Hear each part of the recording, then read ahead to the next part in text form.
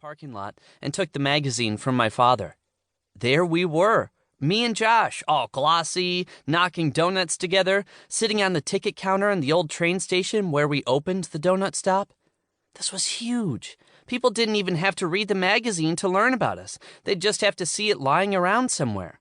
Talk about buzz. Let me see. Zoe pulled my hands down. Why does your face look like that? That's the way his face always looks, Janine said, peering at the magazine over Zoe. You look so clean and shiny, Zoe said. Thanks? Zoe pulled the magazine lower and sounded out the words under the photo. Meet the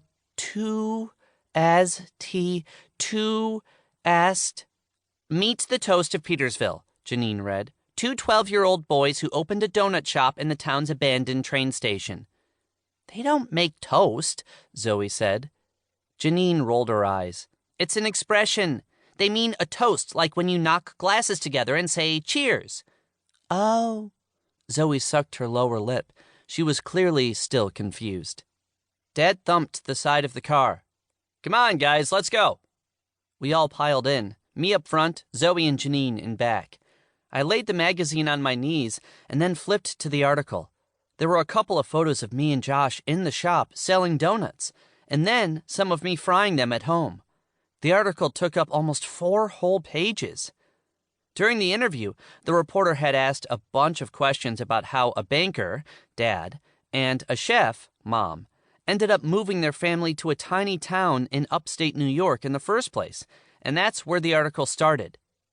Tris explains that when his father lost his job last fall, his parents decided they wanted a new adventure. Just so you know, adventure was definitely not the word I used. I don't think I've ever used the word adventure unless I was talking about an amusement park. They packed up and moved from the big city to tiny Petersville, New York, so his mother, a professional chef, could open the town's first restaurant. When asked to explain where the idea for a cream donut shop came from, Tris points to a sign hanging over the counter that reads, "Yes, we do sell chocolate cream donuts."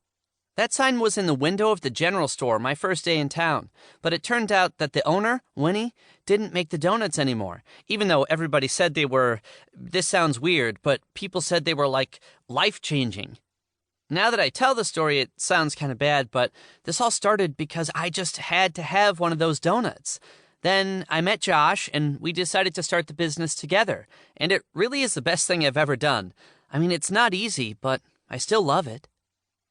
I closed the magazine and cracked the window. I was starting to feel queasy from reading in the car. I'd finish it later with Josh when he got to the donut stop after hockey practice. So how was school? Dad asked. Fine, Janine said. Oh, except Miss Shepard doesn't want me helping out after vacation.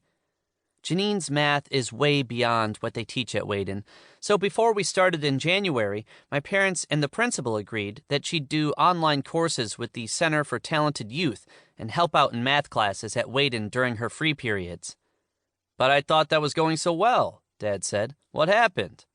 I don't know. I laughed. Oh, come on. You correct Miss Shepard in class in front of everybody.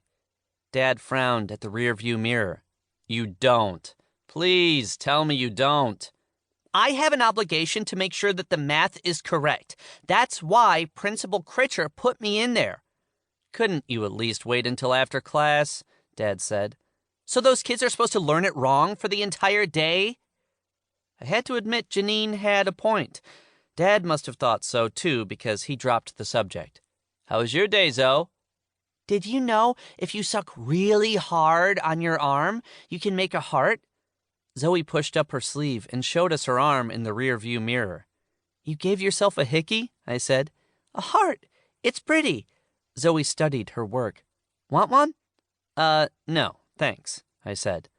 Zozo, no hickeys, okay? Dad said. You mean on other people? I mean on anyone. Why? Because just don't. Zoe didn't say anything.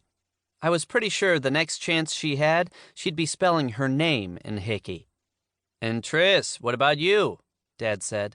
Last day before break. How was it? A 5. School is always a 5 with you. Yeah, well, that's...